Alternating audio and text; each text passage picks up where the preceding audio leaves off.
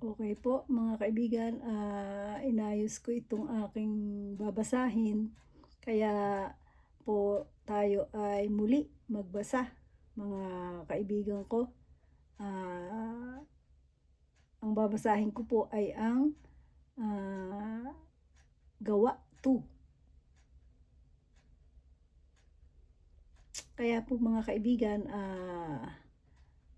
narito po tayo upang muling magbasa ng ating salita ng ating Diyos Ama sa Langit. Magandang tanghali po, at dito po ay anong oras na? 1:00. So maganda pong magsimula tayo dahil ang ating pong babasahin ay Gawa 2 or Act 2, Act chapter 2. Ito po ay kung bakit ko babasahin ay dahil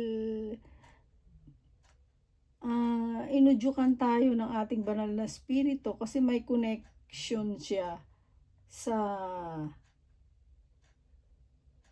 Yoel. Yung binasa ko po na Yoel, may connection siya. Ngayon ay sa pagbasa ko po ng Yoel, ito pong nabasa ko sa Gawa ay nabanggit po dito kung bakit ang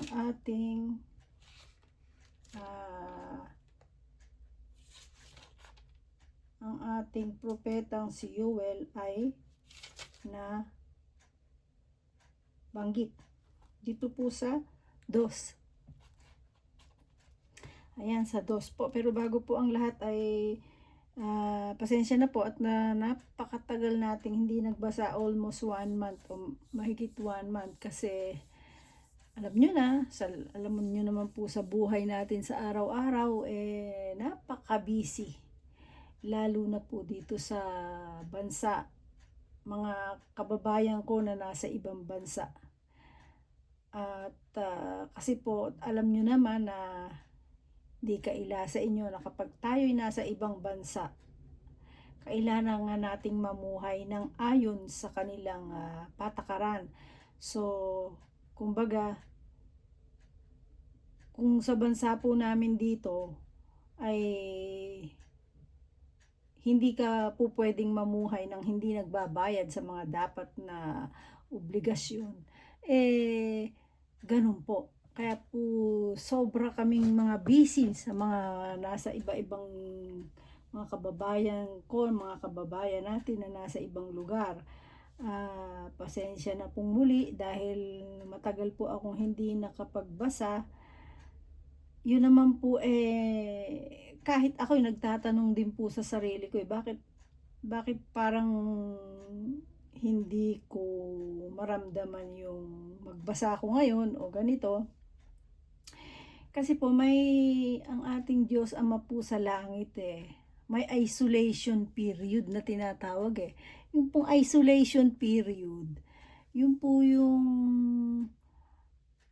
basta nasa isang gagawin mo lang yung everyday life mo, tapos may gagawin kang importante, nasa bahay ka, tapos magme-meditate ka, iisipin mo o pag-aaralan mo yung mga bagay na ginawa mo. Yung katulad po ng mga videos sa channel natin sa YouTube, mga ka-subscriber, ay pinag-aaralan ko din po at pinakikinggan. At ako po mismo rin ay paulit-ulit na nakikinig dahil ako po rin mismo ay kumbaga nare-recall at nare-review ko yung mga bagay-bagay. Marami pang mga nakalagay sa ating Biblia na talagang kumbaga habang dinidig mo siya, mas marami kang makukuha na kayamanan. Kaya nga po ako, ang masasabi ko lang, ang talagang isasabi kong tunay na kayamanan ko sa buhay ko ay itong ating salita ng Diyos na nakasulat sa Biblia. Kaya po gawin po natin ito na hobby natin sa buhay ang basahin ang salita ng ating Diyos Ama, sapagkat siya po'y sa pamagitan nito, tayo'y kinakausap niya. O sige po, simulan na po natin para marami tayong mabasa muli po sa araw na ito. Sabay-sabay po tayong manalangin kung nasaan man kayo naroroon, saan parte ng mundong ito, ano man ang ginagawa nyo sa buhay nyo, ay sabayan nyo po ako at magsama-sama po tayong manalangin at magsama-sama rin tayong makinig. At ako naman po sa ngayon magbabasa. Pag po natapos din ito at gagawin ko na uli yung aking everyday life, makikinig din po ako. O sige po, muli po manalangin po tayo mga kapatid. O Diyos, Ama namin sumasa langit, sambahin nawa ang pangalan mo dito sa lupa katulad ng sa langit. Diyos Ama namin, Diyos na buhay at dakila, Diyos na aming si Jehovah, Abba Father God, Jehovah, our Yahweh El Shaddai in Hebrew. Diyos Ama namin na Ama rin ng aming Panginoong Hesukristo. Muli po sa pangalan ng aming Panginoong Hesukristo ay padhalan mo po kami at ng iyong banal na espiritu upang maaming maalaman ang aming pakikinggan at aming babasahin, at nawa po sa kaloob mong ito na mabasa namin ay makuha namin ang lahat ng karunungang ipinagkakaloob mo sa bawat anak mo na nandito pa sa lupa. At andito po kami sa lupa at masaya kaming naghihintay sa pagdating ng aming Panginoong Hesukristo sa kabila ng mga bagay-bagay na aming napapanood, napapakinggan, nakikita na ang ating ang mundo pong ito ay hindi po ito naman po nasulat na simula pa noon. Hindi pa po kami nagiging tao ay nasulat mo na sa mga banal mo na pinangunahan ng iyong banal na espiritu. Kaya po, ano man po ang nangyayari ngayon sa aming paligid, sa aming katabing sa paligid naming mga bansa o saan man dako ng mundo, ay ito po ay nakasulat na mismo sa revelasyon po ng iyong bugtong na anak, ang aming Panginoong Jesus na aming tagapagligtas. At ito po ay alam namin na mangyayari dahil po ayon sa iyo, ito talaga yung mangyayari. Sinabi mo nga po na ang iyong salita ay hindi maglalaho ang lahat ng bagay sa mundo, sa langit, subalit ang iyong salita ni tuldok ay hindi mawawala. Kaya po ito po, Ama, ang aming pinagtitiwalaan. Kaya po muli, arito po kami upang humingi ng iyong basbas, ng iyong banal na espiritu. Muli, mapasa amin ang iyong presensya, liwanagan mo kami ng iyong mukha, basbasan ng aming buhay, pagpalain mo po kami sa lahat ng aming gagawin at gabayan at iligtas sa lahat ng aming patutunguhan, sa lahat maging sa trabaho, sa aming angkan, sa aming mga kapatid, kaibigan, kakilala, ay mamuhay nawa po kami ng ayon sa iyo at maghari nawa po sa amin ang iyong karunungan, iyong kalooban, ang wisdom na kaloob mo sa bawat isa sa amin. Kaya po muli, Ama, narito po kami at nagpapasalamat sa lahat ng iyong kabutihan, sa iyong pagpapala, sa iyong pagmamahal, sa iyong pagbibigay sa amin ng kaligtasan sa bawat araw at sa buhay at hininga na aming natatanggap sa araw-araw namin buhay, lalo na po sa araw na ito. Muli, Ama, ay maghari ka sa amin sa lahat ng panahon hanggang sa pagdating ng aming Panginoong Hesukristo. Kaya po ang lahat ng papuri, Ama, pasasalamat, pagbibigay, pasasalamat at papuri sa iyo, Ama, ay tinataas po namin sa ngalan ng aming Panginoong Hesukristo.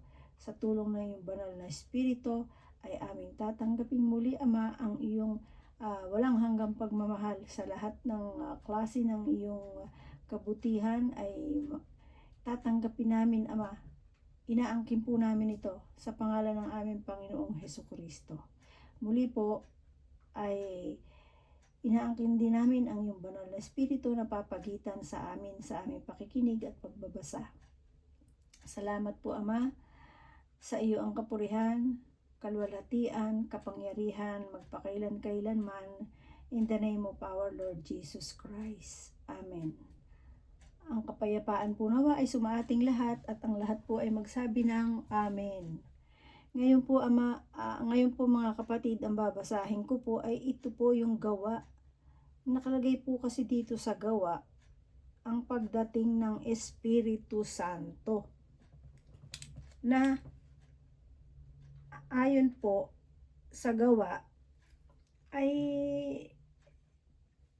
nabanggit po dito si Propeta Joel o Yoel. Kaya po ito po ang aking ibabasa sa inyo ngayon. Ito po sa Gawa chapter 2. Ang pagdating ng Espiritu Santo. Yun po ang naka-specify dito na title, nakasulat na title. Bali po i-connect din po natin ito kasi nandito nabanggit po si Joel dito eh. Kaya po ito ibabasahin ko po sa inyo sa ang pagdating ng Espiritu Santo. Ito po, muli po, pakinggan po nating mabuti at ating kainin, isabuhay sa araw-araw na buhay natin. Sige po mga kapatid, umpisahan na po natin. Nang sumapit ang araw ng Pentecostes, nagkatipon sila lahat sa isang lugar at biglang narinig ang isang ugong mula sa langit. Animoy hagunot ng malakas na hangin at napuno nito ang bahay na kinaroroonan nila. May nakita silang wari mga dilang apoy na lumapag sa bawat isa sa kanila. At silang lahat ay napuspos ng Espiritu Santo at nagsalita ng iba't ibang wika ayon sa ipinagkaloob sa kanila ng Espiritu. Ayan po, yung nakalagay po ditong ayon sa ipinagkaloob sa kanila ng Espiritu. Kaya po may mga kapwa tayo na kahit habang sila'y nananalangin, nagtuturo, ay meron po silang mga kagalingan, yung pagpapagaling, yung ganun po, yung may taglay sila na nakapagpapagaling, ganun. Kasi po, nakalagay naman din po mismo dito na at silang lahat ay napuspos ng banal na espiritu, puspos ng Espiritu Santo at nagsalita ng iba't ibang wika ayon sa ipinagkaloob sa kanila ng Espiritu. Kaya po may mga taong kahit na sabihin mong Pilipino, nakakapagsalita ng iba't ibang lengguwahe para maisabi ang mga salita ng ating Diyos, makarating sa mga iba't ibang tao. Kasi yun po ang plano, yun po ang purpose, na kapag nakarating na sa buong sulok ng mundo, sa lahat ng parte ng mundo, ang salita ng ating Diyos, yan po mismo ang nagsalita ay ang ating Panginoong Hesukristo, ay darating na ang kalooban ng Diyos. Yun talagang plano niya sa mga tao na mahal niya, nagmamahal sa Kanya, sumunod sa Kanya, at nagsikap na makasunod sa Kanya hanggang sa pagdating ng ating Panginoong Hesukristo. Ayan po. Ito na po tayo sa chapter 2 verse 5. May mga Hudyong buhat sa iba't ibang bansa na nanirahan noon sa Jerusalem. Mga taong palasamba sa Diyos nang marinig ang ugong na ito, nagdatingan ang maraming tao. Namangha sila sapagkat sinasalita ng mga alagad ang mga wika nila. Sa kanilang pagtataka ay kanilang nasabi, hindi ba Galileo silang lahat? Bakit ang ating katutubong wika ang naririnig natin sa kanila? Tayo'y mga taga-Parsya, mga taga-Media, mga taga-Elam, mga naninirahan sa Mesopotamia, sa Judea at sa Cappadocia, sa Ponto at sa Assyria. Mayroon pa sa ating taga-Phrygia at Pamphylia, Ehipto at sa mga saklaw ng Libya na ng si nasakop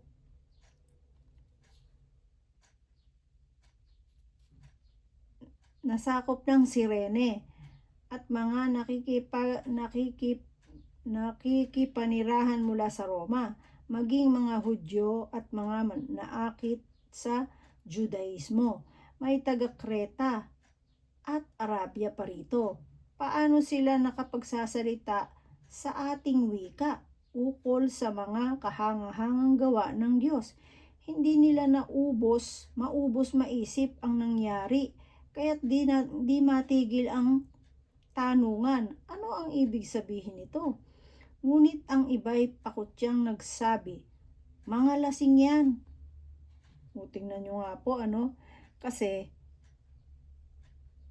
itong mga taong ito na nakarinig ng kung saan mga salita nila, sila yung hindi pa Kristiyano.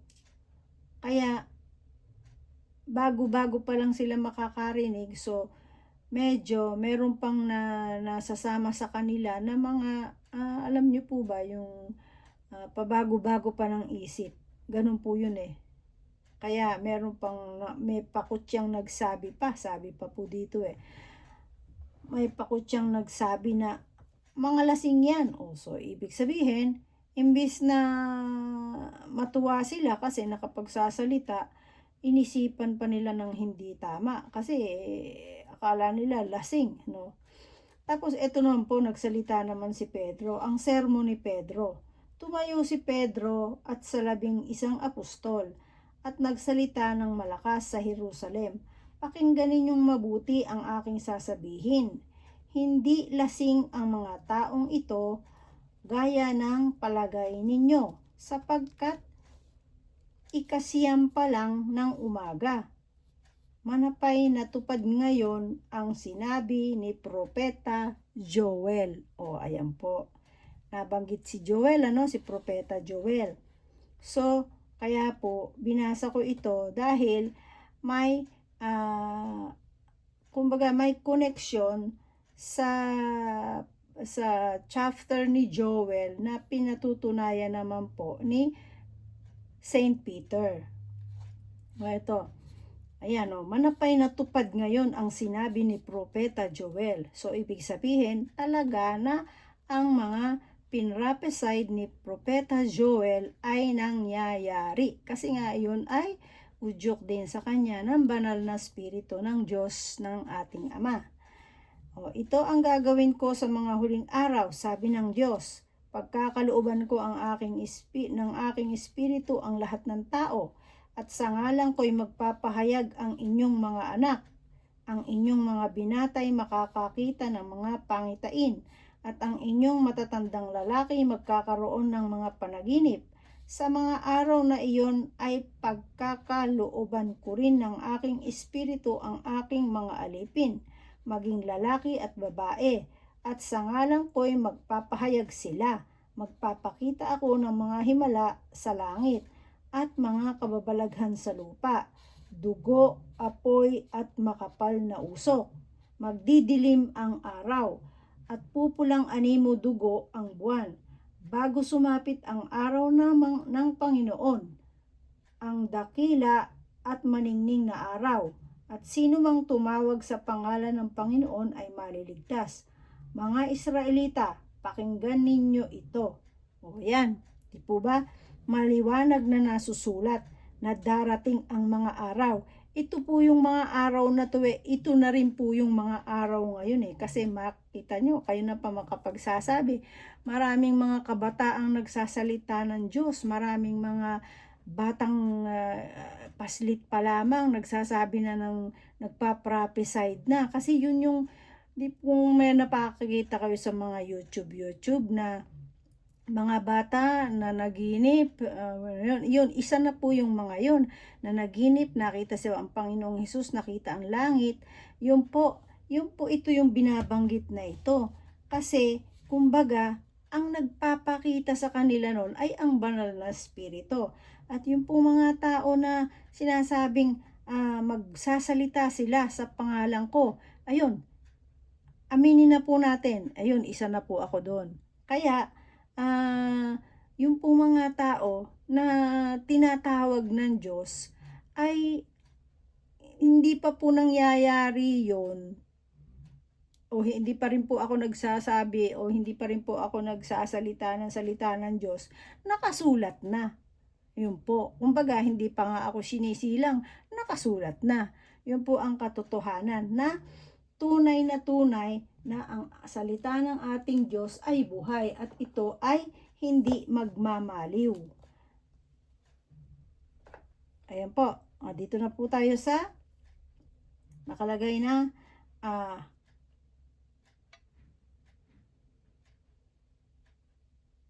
ang dakila. Ayan, ito po. Pakinggan ninyo ito, mga Israelita, pakinggan ninyo ito. Si Jesus na taga Nazaret ay sinugo ng Diyos. Pinatunayan ito ng mga himala, mga kababalaghan at mga tandang ginawa ng Diyos sa pamagitan niya. Alam ninyo ito sapagkat lahat ay naganap sa gitna ninyo. Ngunit ang taong ito na ibinigay sa inyo ayon sa pasya at pagkakaalam ng Diyos sa mula't mula pa ay ipinako ninyo at ipinapatay sa mga makasalanan. Subalit siya'y muling binuhay ng Diyos at pinalaya sa kapangyarihan ng kamatayan. Hindi ito maaaring mamayani sa kanya gaya ng sinabi ng Diyos. Nakita ko na laging nasa tabi ko ang Panginoon. Siya'y kasama ko kaya't hindi ako matitigatig. Dahil dito nagalak ang puso ko at umawit sa tuwa ang aking dila at ang katawang ko'y naghihimlay na may pag-asa sapagkat ang kaluluwa ko hindi mo pababayaan sa daigdig ng mga patay at hindi mo itutulot na mabulok ang iyong banal. Itinuro mo sa akin ang mga landasing patungo sa buhay. Dahil sa ikaw ang kasama ko, ako'y mapupuspos ng kagalakan. Mga kapatid, masasabi ko sa inyo nang tiyakin na ang patriarkang si David ay namatay at inilibing, narito ang kanyang libingan hanggang ngayon. Siya'y propeta at nalalaman niya ang pangako sa kanya ng Diyos na maging haring tulad niya ang isa sa kanyang mga inapo, ang muling pagkabuhay ng Mesiyas. Nang makita, hinulaan ni David ang kanyang sabihin. Hindi siya pinabayaan sa daigdig ng mga patay at hindi itinulot na mabulok ang kanyang katawan. Ito po kasi ang binabanggit po dito ay ang ating Panginoong Jesus, na nakita ni David kung paano siya kung kailan siya darating at nakita po ni David ang kanyang na magmumula sa kanyang angkan. Ayun po, kaya mga kapatid, kumbaga itong salita ng Diyos talaga, imagine nyo si Haring David, ilan libong taon na ba yun? Wala pa nga ang Panginoong Jesus nung nabubuhay yun. Manggagaling po sa kanyang angkan, sa kanyang lahi. Imagine nyo po, simula nang dumating ang Panginoong Jesus at umalis, 2,000 taon nang mahigit ang nakakaraan. Magta-3,000 na nga. Kaya nga po tayo, millennial ang tawag 2000 di ba? 2000. Malapit na po. Kasi simula nung umakyat ang Panginoong Jesus, simula po sa kanyang pag-akyat, millennial na, 2,000 years na mahigit na ang nakakaraan. Kaya po noon may, di ba, may inano nga tayo na sinelebrate ang mundo na millennium. Kasi simula nang umakyat po ang Panginoong Hesus sa langit, 2,000 years ago na yun yun tunong 2,000. Kaya po, before pa dumating ang Panginoong Hesus, binanggit na po ng ating propetang si Haring David O higit-higit pa dun, eh. Kita niyong tanda-tanda na nung panahon na yon. So, ibig sabihin, kaya po itong binabasa ko, hindi pa tayo pinanganganak lahat, nakasulat na. Ginawa na ng kanyang mga propeta. Bakit? Sa pamamagitan ng ating Diyos Ama at ang kanyang banal na spirito na pinangunahan ang mga tao na mga propeta. Yan na nga po, si Haring David na nga po yung isa, si Moses, si Abraham, yan. Kaya alam po natin na itong nakasulat na ito, aminin man natin at hindi, tunay po na ang salita ng Diyos ay hindi magbabago at buhay. O dito na po tayo sa karugtong ng 2. Itong si Jesus ay muling binuhay ng Diyos at saksi kaming lahat sa bagay na ito. Nang itaas siya sa kanan ng Diyos, tinanggap niya sa kanyang Ama ang ipinangakong Espiritu Santo at ito'y kanyang ipinagkaloob sa amin tulad ng inyong nakikita at naririnig ngayon. Hindi umakyat sa langit si David, ngunit siya ang nagsabi, sinabi ng Panginoon sa aking Panginoon, maupo ka sa aking kanan hanggang sa lubusan kong mapasuko sa iyo ang mga kaaway mo. Ayan po maliwanag Ang binabanggit po ni Haring David dito ay ang ating ng Panginoong Hesukristo. Ngayon, ang binabanggit din ng San Pedro ay ang ating Panginoong Hesukristo na sinabi po ng Diyos nating Ama sa langit na ang ating Panginoong Hesukristo ay maupo ka sa aking kanan hanggang sa lubusan kong mapasuko sa iyo ang mga kaaway mo. Kaya po sa totoo lang ngayon po, kahit po gaano kahirap, nagkakagulo mga tao, kung saan parte ng mundo, sa Pilipinas, sa kung saan bansa nagkakagulo, kasi po wala na pong oras ang kalaban. Nag-o-overtime po siya sa mga tao. Ngayon, ginagamit niya yung mga tao para siya mag-overtime para makakalap pa siya ng mga kukunin niya. Kaya po ang salita ng ating Diyos patuloy sa pagkalat dahil gusto niya na ang lahat ay maligtas. Kasi kung ang bawat tao po ay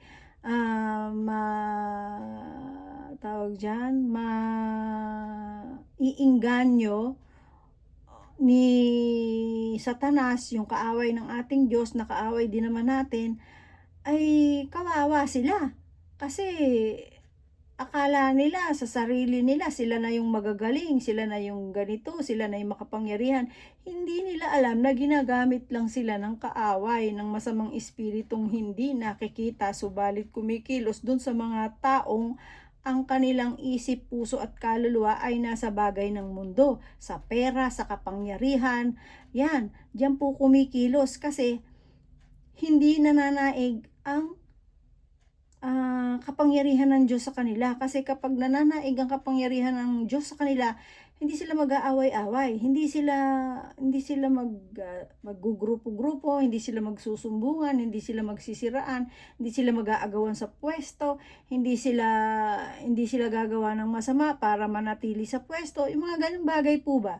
Kaya po, yan po, hindi gawa yan ng basta tao lang. Gawa po yan ng espiritong hindi nakikita na gumagamit ng tao. Ginagamit niya ang tao para magkagulo ang mga tao na sila mismo yung magkagulo. So ngayon, kaya pa naman po ang ating Diyos Ama at ang ating Panginoong Hesukristo sa pakikipisa ng banal na espiritu mismo ng ating Diyos Ama ay kumakalat po ang mga kanyang mensahe, ang kanyang mga salita, ang mga kanyang pagtawag doon sa mga tao.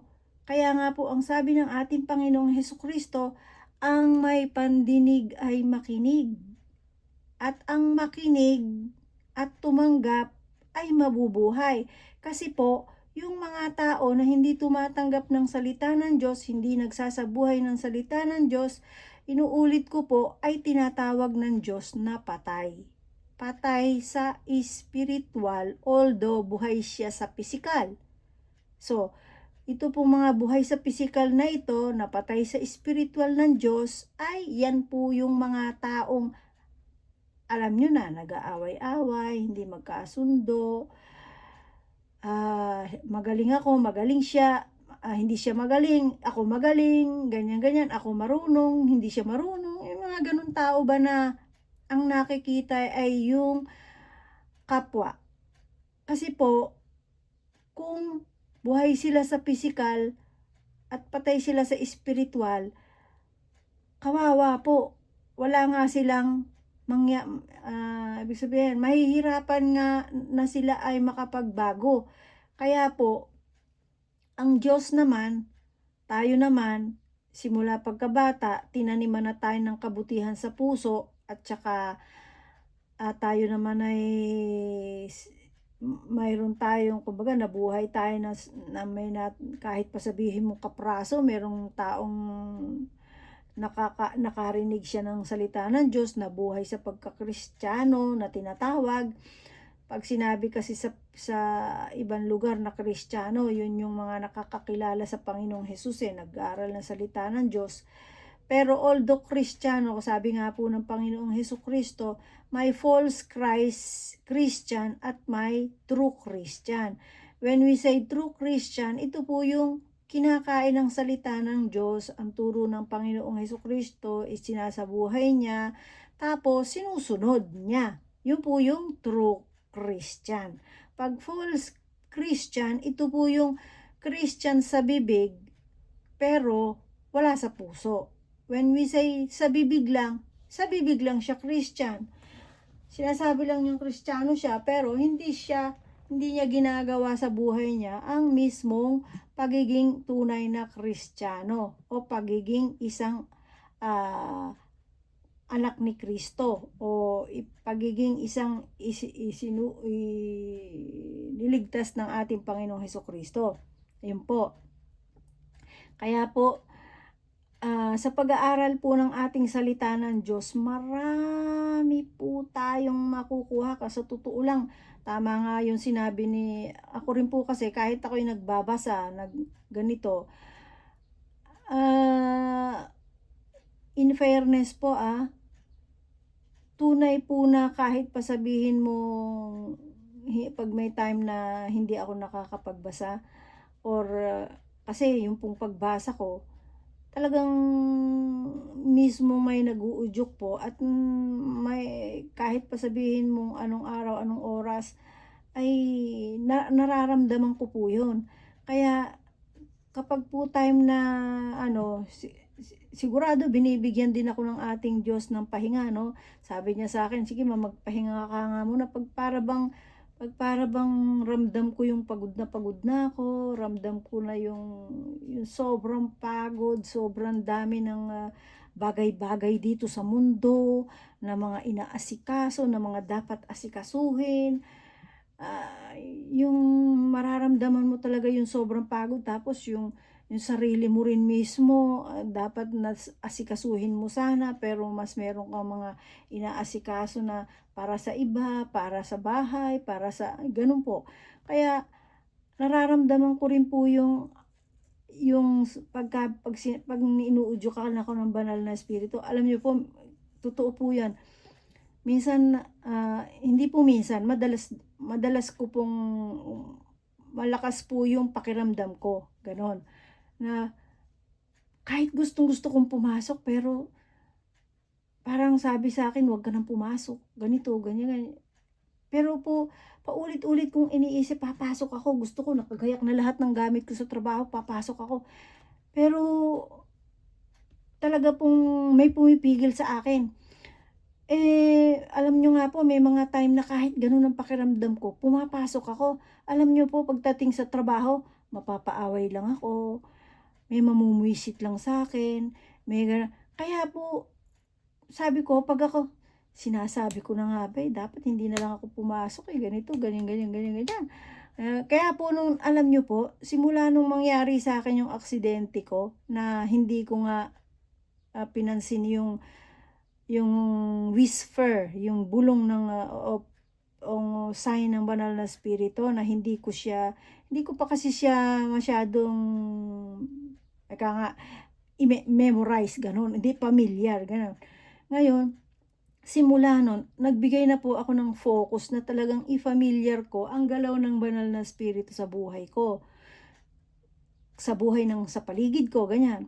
Kaya po alam niyo po 'pag dumadating yung panahon na yon, ganyan, kahit paano sabihin, kahit hinayang na hinayang ako sa kikitain ko dahil wala na nga akong masyadong naipasok kasi siyempre alam niyo na po nasa ano tayo, tawag dito, nasa stage tayo ng premenopausal. Nakakatuwa.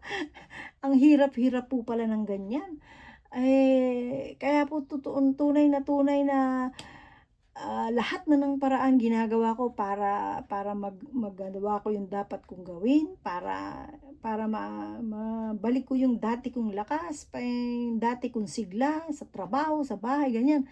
Pero talaga po na kahit paano gawin ko, talagang dumadating po talaga yung ano, kadalasan po ito alam nyo, kapag new moon, tapos 'pag first week, 'pag full moon at last quarter, third quarter, first quarter. Alam niyo po kasi ang buwan kasi po ay ibinigay ng Diyos sa atin para yan ang sign ng pista, pista sa pagsamba sa Diyos, pista sa mga bagay-bagay na inudyok niya. Yan po nasa Exodo po yan at nasa Levitico.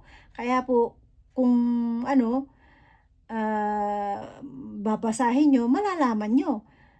Ngayon po, kung sa akin naman po, pakikinggan niyo, babasahin po natin 'yan. Kaya lang po, yung po mga bagay-bagay na, nakukonekt do'n sa mga nabasa ko, yun po muna yung, tingin ko'y inuudyok sa'kin katulad po nga nito. Kaya po gano'n.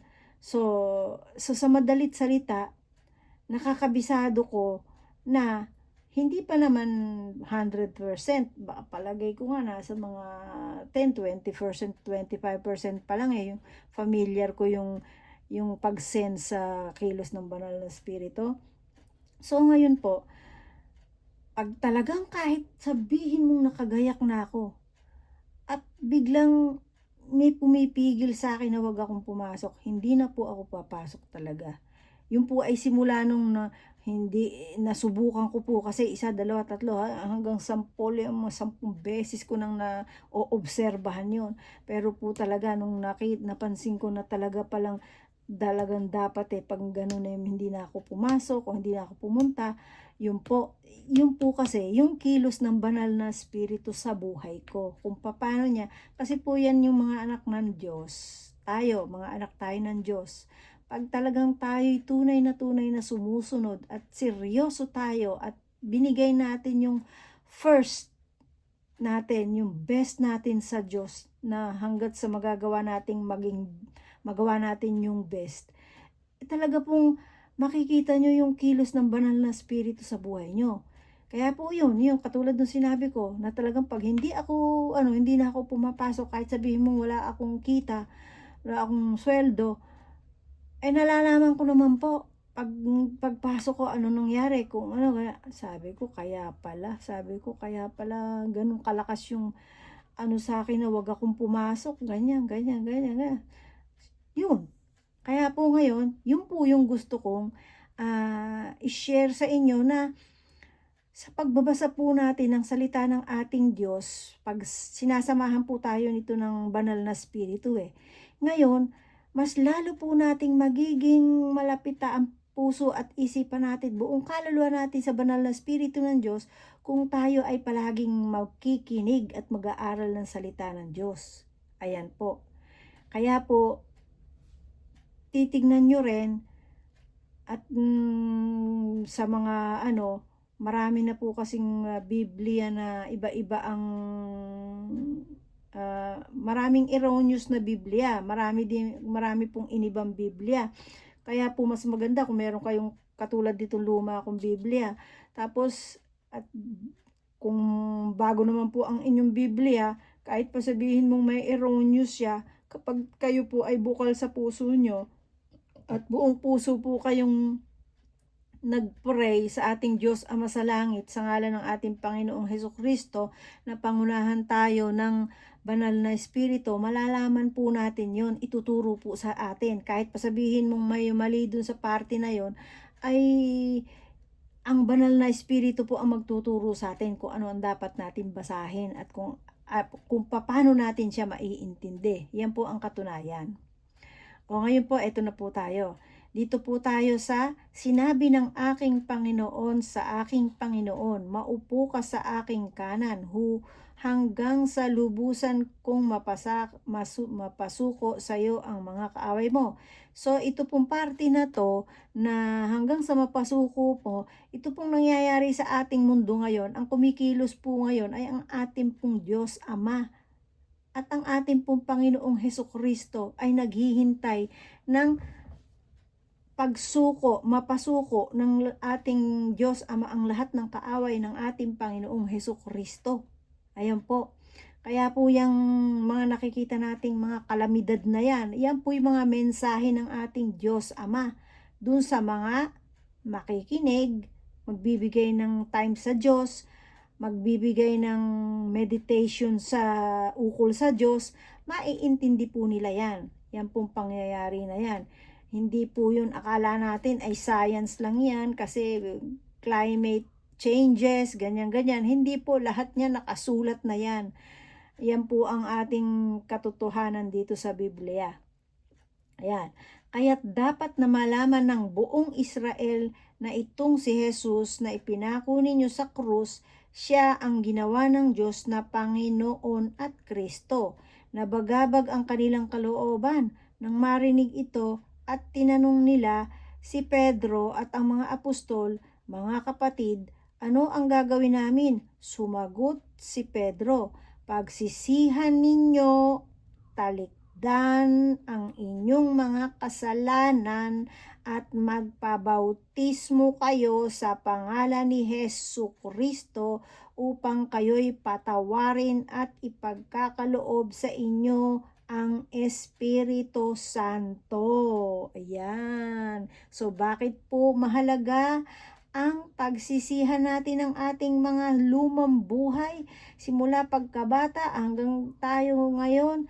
Bakit natin mahalaga na pagsisihan at talikdan ang ating mga kasalanan at magpabautismo tayo sa pangalan ni Hesukristo upang kayo'y patawarin at ipagkakaloob sa inyo ang Espiritu Santo? Kasi po, yung Espiritu Santo, banal na Espiritu Santo'y nakalagay po maliwanag, ipagkakaloob sa inyo ang Espiritu Santo.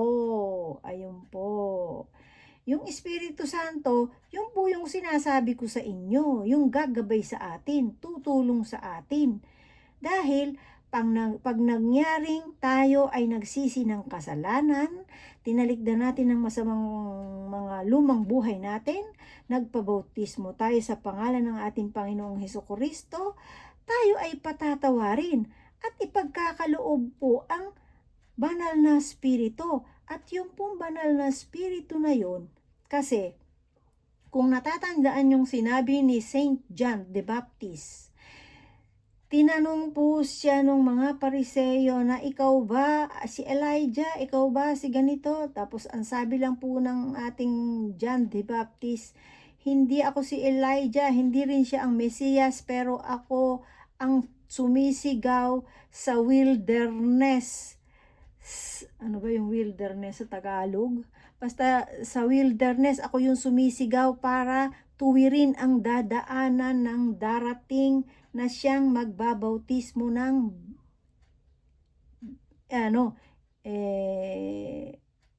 magbabautismo sa apoy. Ayun. Siya ang magbabautismo sa apoy. Ayun. Yun po ang sabi ng ating John the Baptist. Kasi po, pag tayo ay binautismohan, nagsisi tayo ng ating kasalanan, binautismohan tayo, at tinaligdan natin ng masamang lumang buhay, tapos ipagkakaloob po sa atin, tinanggap natin ang ating Panginoong Hesukristo, siya ang magbibigay ng banal na spirito, ipagkakaloob sa atin yon. Kasi po, bakit? Susubukin pa tayo eh.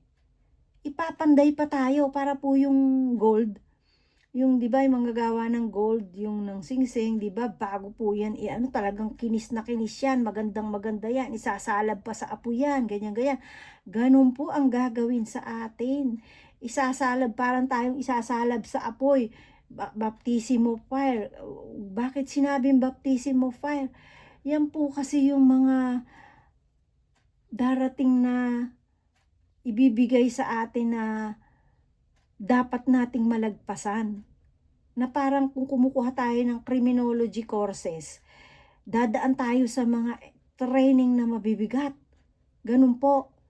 Ito po, yun po, yung tinatawag na mabibigat sa atin na pag-aaral, yun po yung baptism of fire, tinatawag yun. Parang ganito, katulad ng halimbawa, katulad ko na inayawan ako ng tao pag ako nagsasalita ng Diyos, inayawan ako ng mga kaibigan, tapos nilait-lait yung pagkukuhan ko sa aking Diyos, ng aking kadugo mismo.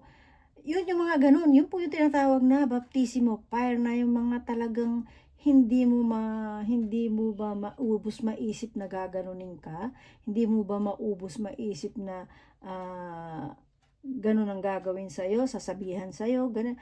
Yung mga bagay talaga na hindi mo maubos maisip sa sarili mo na after nung mga kabutihan mong ginagawa, ay ganun pa ang ibabalik sa'yo, yung mga ganun. Tapos yung minsan ang gagamitin pa yung, kasi po yung ganyan, ang taga ano po niyan, yung si Satanas po din kasi, inaalaw din po kasi yan ng ating Diyos Ama na yan, ganyanin tayo. Kasi nga meron sila na yung tungkol kay Job na pinatunayan naman ni Job na talagang siya ay sagrado sa pananampalataya niya sa Diyos, kaya napahiya naman dun si Satanas. Ganun po. Ganun din po sa atin ngayon. Para mapatunayan natin tayo'y karapat-dapat sa ating Diyos Ama at sa ating Panginoong Hesukristo. Kasi po, ito pong buhay natin na to, dito po sa buhay natin na to, ito na po yung kaya po sinasabing habang may buhay may pag-asa. Ibig sabihin, habang buhay ka, may pag-asa kang magbago, may pag-asa kang gumanda ang buhay mo kasi pag namatay tayo, isang beses tayo mamamatay sa ating katawang ito, pero yung ating katawang loob, buhay po yan. Ngayon, yung katawang loob natin, yun po yung aani ng ginawa natin dito sa mundo. Ngayon, kapag buhay ka, tapos habang buhay ka, nagpakasama ka, nagpakayaman ka, wala kang ginawa kundi mangurakot, yung magawan mo, kahit magawan mo ng kasamaan ang iyong kapwa, yung bayan mo, kawawa po, pag namatay ka, ang katawang loob mo, sinabi naman po ng Panginoong Hesus, sa kumukulong impyerno, sinabi naman po mismo ng Panginoong Hesus yun, na ang kanyang kanan ay mga tupa, ang kanyang kaliwa ay mga kambing. Ngayon, paghihiwalayin niya yan. Sa pagdating ng paghuhukom, yung sa grupo ng kambing, sa grupo ng kambing. Bakit sino grupo ng kambing? Yung po yung mga taong hindi karapat-dapat. Dito sa grupo ng tupa, yun, yung sheep, yung tupa, yung mabalahibo, yun yung karapat-dapat sa Panginoong Hesukristo. Kaya po, yan, kailangan nating mapagtagumpayan yan. At kailangan natin na dun tayo mapagrupo sa mga tupa. Ayun po, maliwanag po, Eto, nabagabag ang kanilang kalooban nang marinig ito at tinanong nila si Pedro at ang mga apostol, "Mga kapatid, anong gagawin namin?" Sumagot si Pedro, "Pagsisihan ninyo't talikdan ang inyong mga kasalanan at magpabautismo kayo sa pangalan ni Hesukristo upang kayo'y patawarin at ipagkaloob sa inyo ang Espiritu Santo, sapagkat ang pangako'y para sa inyo at sa inyong mga anak at sa lahat ng nasa malayo sa bawat tatawagin ng Panginoong Diyos. O, sa bawat tatawagin po. Ito po yung dati ko pang sinasabi dun sa mga nauna kong video na God is calling us individually.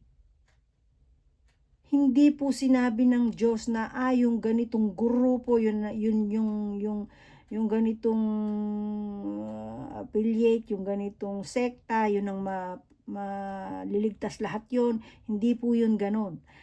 God is calling us individually po. And He is looking inside our heart, kung ano ang ating puso. Siyempre po, kung ano ang puso, siyang lumalabas sa ating bibig. Kung ano ang lumalabas sa ating bibig, sinasabuhay yon. Kaya nga po ang tao, makikilala mo ang kanyang pagkatao ayon sa kanyang mga gawa. Sa kanyang gawa. Hindi lang po nagsalita ng ganun. Alam nyo na hindi. Alam nyo na hindi na siya dapat. Hindi po sa ganun. Makikita mo sa kanyang salita at sa kanyang gawa. Magkaiba po yun, ano?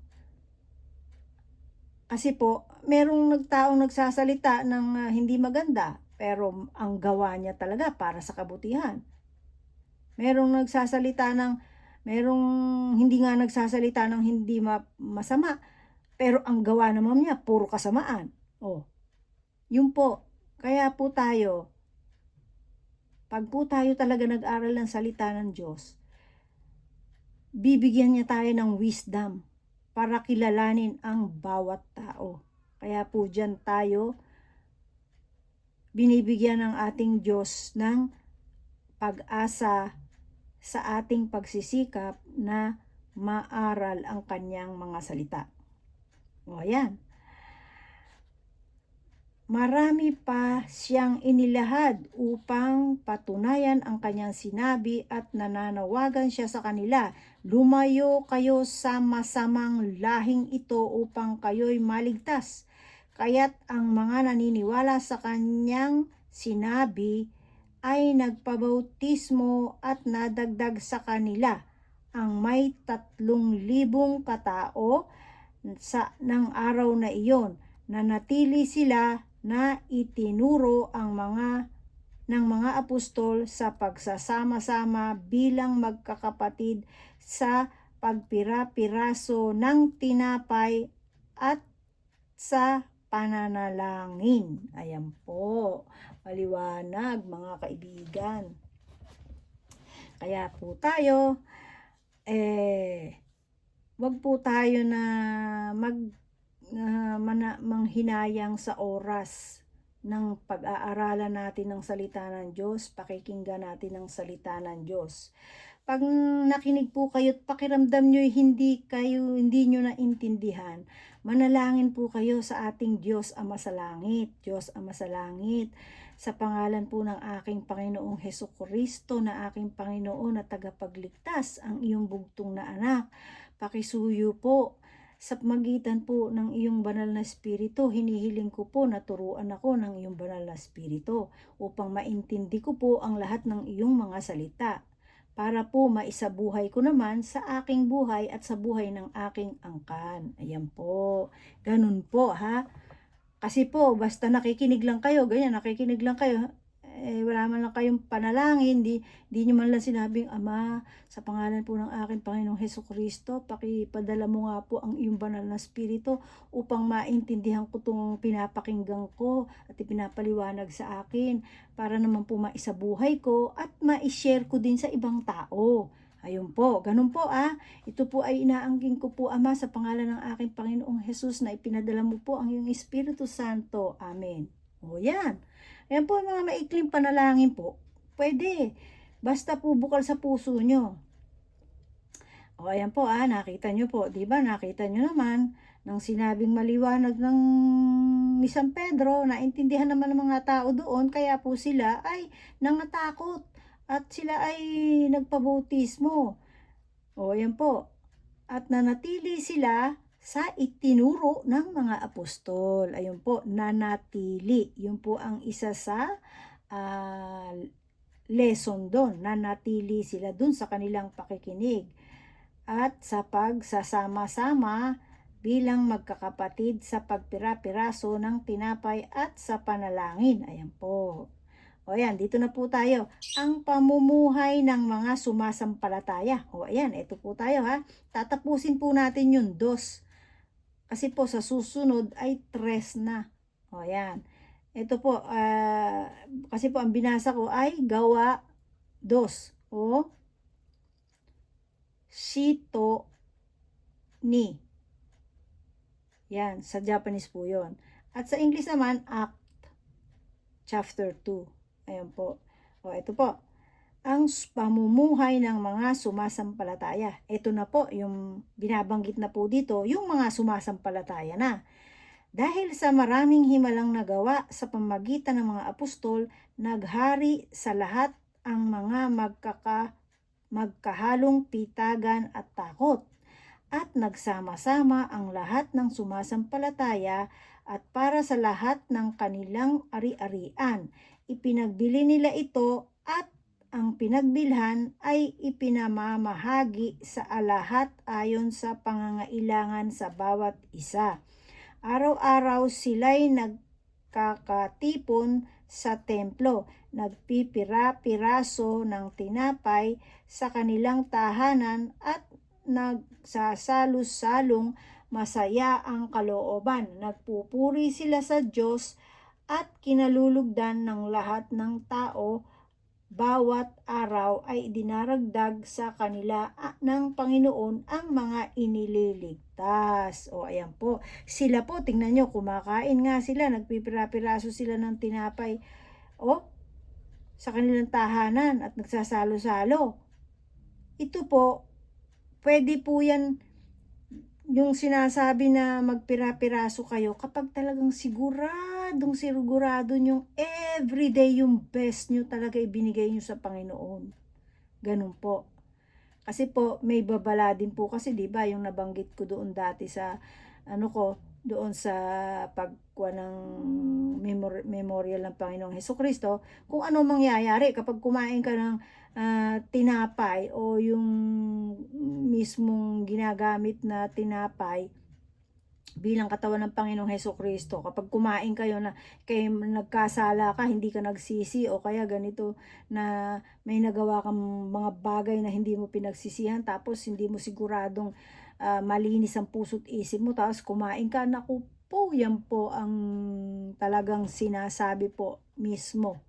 Doon po nakukuha ang mga kung ano-anong sakit ng mga katawan. Ayan, yung mga magtataka kayo bakit may kung ano-anong mga tumutubong sakit sa pangkatawan, ganyan. Sinabi na po, binanggit na po mismo diyan, andyan po sa aking isang video diyan. Alam ko po, siguro mga 2 months ago na i-video ko 'yon, na i-record ko 'yon. O ayan po.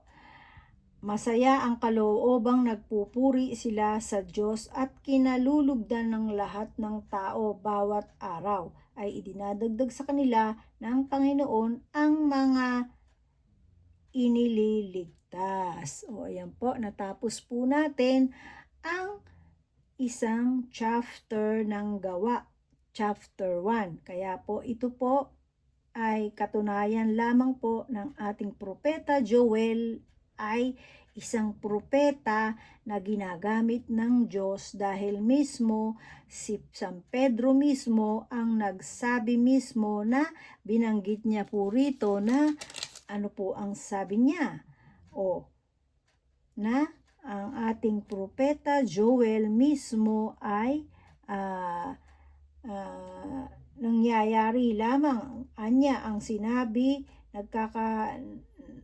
nangyayari lamang ang ipinrophesy ni propeta Joel nung mga nagdaang panahon. Ayan po, maliwanag na maliwanag.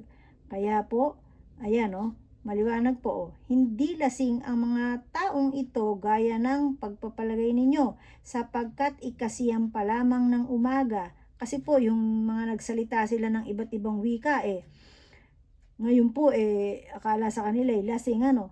O, di ba, sinabi po ni San Pedro na manapay na tupad ngayon ang sinabi ni Propeta Joel. Ito ang gagawin ko sa huling panahon. Ito po yung pinrophesy ni Propeta Joel. Ito ang na pinrophesy niya na iniloob ng banal na espiritu na sabihin niya ng ating Diyos Ama sa pamagitan ng banal na espiritu. Pinangunahan po ang Propeta Joel na ito ang gagawin ko sa mga huling araw, sabi ng Diyos, ipagkakalooban ko ng aking espiritu ang lahat ng tao at sa ngalan ko'y magpapahayag ang inyong mga anak. Ang inyong mga binatay makakakita ng mga pangitain at ang inyong matatandang lalaki magkakaroon ng mga panaginip. Sa mga araw na iyon ay pagkakalooban ko rin ng espiritu ang aking mga alipin, maging lalaki at babae, at sa ngalan ko'y magpapahayag sila. Magpapakita ako ng mga himala sa langit at mga babalaghan sa lupa, dugo, apoy at makapal na usok. O, di po ba nangyayari yan? Di po ba yung river na saan bang gawi yan? Jordan River ba? Ano ba yun? Euphrates ba? Yung nagkulay dugo siya? Nagkulay dugo siya. Hindi po ito yung panahon ni Moses, ha? Recently ko lang itong at tapos yung tubig na tuyo. Yung tubig na tuyo? O yung tubig, yung river na tuyo ay nagkatubig. Sa bandang ano po yan basta po malapit yan sa Jordan River ba, Euphrates. Andiyan po yan sa YouTube yan po ay nakalagay din mismo, nasusulat din po sa Biblia. Ayan po, na maliwanag naman sabi ng Diyos. Magpapakita ako ng mga himala sa langit at mga kababalaghan sa lupa, dugo, apoy at makapal na usok. Magdidilim ang araw at pupulang animoy dugo ang buwan. O, di po ba nangyayari ang mga ito ngayon sa ating panahon bago sumapit ang araw ng Panginoon? Ang dakila at maningning na araw at sino mang tumawag sa pangalan ng Panginoon ay maliligtas. O yan, kaya po dapat tandaan natin ang pangalan ng ating Panginoong Jesus. Kasi ang pangalan din po ng ating Diyos Ama, importante din pong maalaman natin. Hindi nga lang po sa iisang pangalan. Ano po, marami po kasing lengguwahe tayo. Kaya po hindi porke sinabing ganun ang pangalan yun na lang ang iisipin natin. Hindi. Sa ating po mga Tagalog, Diyos Ama sa langit. Tapos sa English naman po, tinatawag nilang Jehovah. Tapos dito nga po sa Japan, Jehovah. Tapos tinatawag nila sa Spain na Jehovah.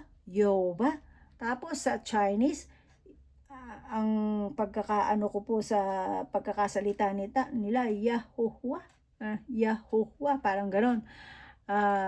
Sa Hebrew naman po ay Yahweh. Yahweh po ang ating Diyos Ama. Tapos ang ating Panginoong Hesukristo ay Yeshua. Ayan po. Kaya po, wag po natin pagtalunan ng pangalan ng ating Diyos. Kasi po, yan po ay makikita ng ating Diyos sa ating gawa at sa ating puso at sa ating pag-iisip. Kapag po nakikita nyo na may nag-iisip kayo ng masama sa kapwa, i-rebuke nyo na po yun. Hindi po yun sa ating Diyos Ama. Yun po ay sa kalaban. Ano po yun? Kasi po ang kalaban po natin, tandaan din po natin ang kalaban po natin ay nakapag-i-input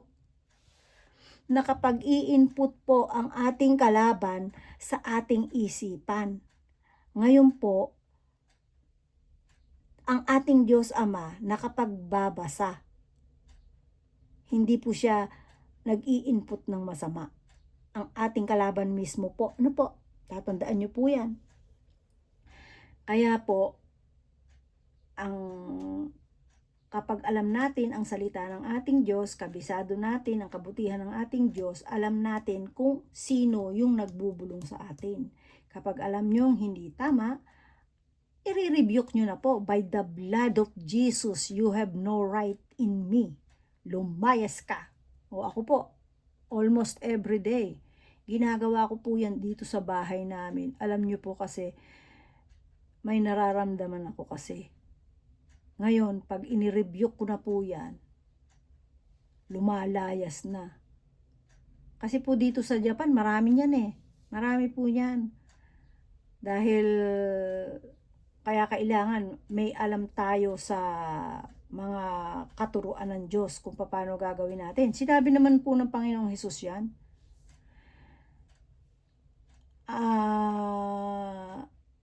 Palayasin natin yan at lalayasan din yan tayo kapag alam natin ang salita ng Diyos. Kapag alam natin kung paano ang way para mapalayas yan. Unang-una na, prayer and fasting. Fasting and prayer without ceasing. Yan po. Tatandaan po natin yan. And then, yung pong alam natin na kung ano po yung sinabi ng Panginoong Hesus, di ba, nung tinuksos yan ni Satanas. Ano pong sabi ng ating, gawin mong tinapay ang bato. O, di ba anong sabi ng Panginoong Hesus sa kanya? Huwag mong subukin ang iyong Panginoong Diyos dahil hindi ang tao nabubuhay sa tinapay lang, kundi sa salitang namumutawi sa labi ng Diyos. O, yan po, maliwanag po yan, At saka po yung, lalong-lalo na po, ang kaaway natin, pag sinabi niyong by the blood of Jesus of Nazareth, I break all your disturbances in my life. Yan.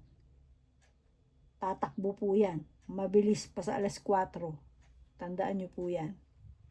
Kaya po mga kapatid, ito na po tayo. At muli po, tinapos ko lang po yung gawa 2, chapter 2, na ihahanay ko po siya sa playlist ni Yoel. Kaya po, ngayon, binasa ko po at nawa po ay mapakinggan nyo at magkaroon po sana tayo ng kaalaman, katatagan at na magagawa natin sa ating buhay sa araw-araw. Sige po mga kapatid, maraming salamat. Hanggang sa muli po, tayo ay muling manalangin. O Diyos Ama namin na sumasalangit, Diyos na buhay at dakila, Ikaw na aming Abba Father, Diyos na aming our Father God Jehovah, our Yahweh El Shaddai, ng Hebreo at Diyos Ama namin, Diyos ng aming mga ninunong si Abraham, Isaac at Jacob, at Diyos din na ipinakikilala namin sa lahat. Ito po muli sa pangalan ng aming Panginoong Hesukristo, Ama, maraming salamat sa iyong banal na Espiritu na pinanguna mo at siya mong pinagturo sa amin upang maging magaan para sa amin na maintindi ang lahat ng iyong mga salita at mga mensahe at mga paalala at mga aral. At maraming salamat po. Hanggang sa muli po aming Ama, hanggang sa muli ng aming pagniniig dito sa aming pinakikinggan na iyong mga salita ay amin pong inaasahang muli ang iyong banal na Espiritu. At ganun din naman po Ama ay silang lahat, saan man sila naroroon sa parte ng mundong ito, Ama, basbasan mo po basbasan mo po ang kanilang buhay. Liwanagan mo po ng iyong mukha ang kanilang araw-araw na pamumuhay kasama ng kanilang mga mahal sa buhay. At iligtas mo po sila sa lahat ng anumang mga bagay-bagay na makakaistorbo at makakahadlang sa kanilang mga bagay, mga minimithi na ayon sa iyong kalooban na makabubuti naman po para sa kanila. At nawa po sa pangalan po muli ng aming Panginoong Hesukristo, inaangkin po namin ang all kinds of your blessings. Blessings in all kinds. Emotionally, spiritually. Yan po Ama, muli po. Maraming salamat. At ibinabalik din po namin ang tunay na papuri at pasasalamat, pagsamba at papuri, pagmamahal, tanging sa iyo lamang, diyan po sa iyo sa kalangitan, sa pangalan po ng aming Panginoong Hesukristo at sa pakikipisan po ng banal na Espiritu. To God, all glory is all yours forever and ever. Amen, Father God. Okay po mga kaibigan, in the name of our Lord Jesus Christ, ang kapayapaan po ay sumaating lahat at ang kanyang biyaya na buhay, na ligtas, ay mapasa atin nawang lahat. At hanggang sa muli po mga kapatid, kaibigan, kakilala, kapatid, kamag-anak, pamangkin, kakilala, kung saan man naroroon, sumayin niyo pong lahat ng kapayapaan at kaligtasan ng bawat araw sa pangalan ng ating Panginoong Hesukristo. Amen po at amen. Hanggang sa muli mga kapatid. Salamat po.